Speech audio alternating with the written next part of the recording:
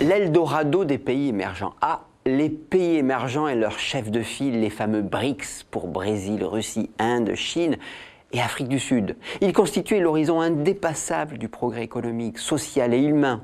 Ils promettaient aux multinationales de réduire leurs coûts, aux consommateurs d'acheter moins cher.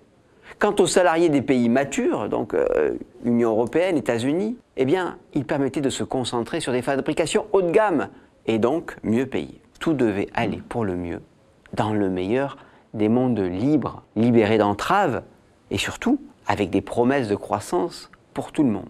Le patron de Renault le clamait d'ailleurs en juin 2010 avec cette phrase « Il faut se positionner très fortement sur les pays émergents ». En 2011, les patrons réunis à Davos en faisaient l'Eldorado.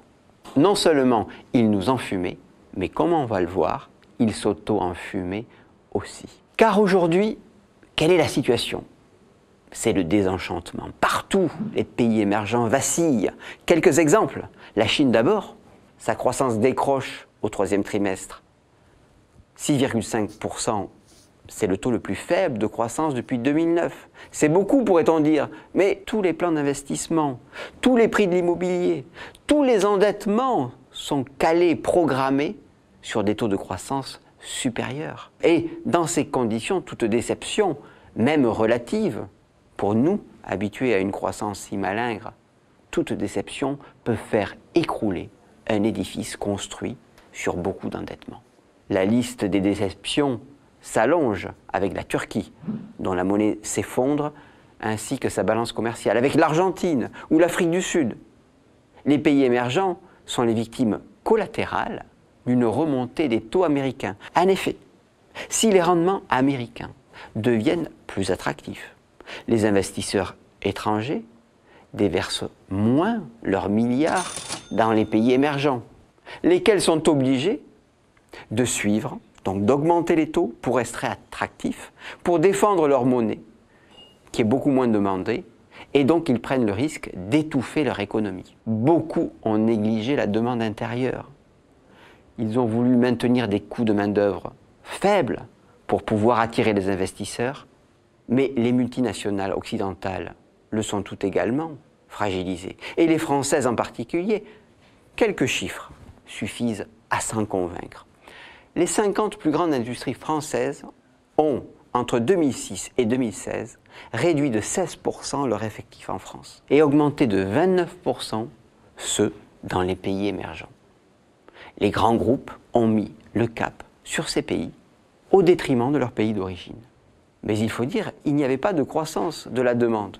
Donc finalement, à quoi bon embaucher? On retrouve ce cercle vicieux d'une croissance trop faible. Quelques noms en guise d'exemple.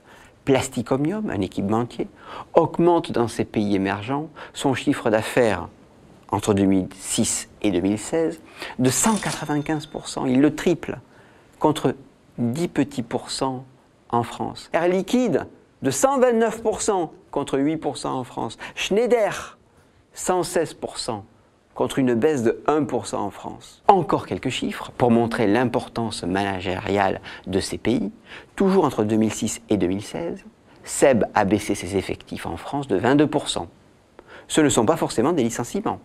C'est une différence d'effectifs entre deux dates. Il peut y avoir des départs à la retraite qui ne sont pas remplacés. Mais au même moment, les pays émergents représentaient 53% de son chiffre d'affaires. Arkema, dans la chimie, a vu ses effectifs dans les pays émergents tripler. Et ceux en France reculer de 35%. Alors, la leçon de tous ces chiffres, de ce petit tour d'horizon des grands groupes, la course au moins-disant social, et aussi à l'espoir d'écouler sur le lieu de vente, leur vente, pose deux problèmes. Premièrement, ce processus pousse les grandes sociétés à négliger leur base d'origine, donc à comprimer les salaires, donc à brider la demande intérieure en France. Cercle vicieux. Les multinationales n'y investissent plus si elles voient les carnets de commandes déprimés. Deuxièmement, le tout pays émergent expose davantage ces sociétés au déséquilibre. Et, ironie suprême, ce système repose sur des salaires bas qui, arrivés à un étiage trop élevé, entre guillemets, dans l'esprit des managers, lorsque en gros ils finissent par accéder à la classe moyenne, eh bien ils sont considérés aussitôt comme trop chers et ils posent des questions de compétitivité. Certains en effet considèrent que la Chine est trop chère par rapport au Vietnam, que la Turquie est trop chère par rapport à l'Égypte. Et par un phénomène qu'on pourrait appeler une sorte de mondialisation 2.0 qui consiste à dire qu'arrivé à un certain niveau de salaire, eh bien on trouvera encore moins cher, on fera une sorte de translation du low cost vers le super low cost, eh bien on y arrivera.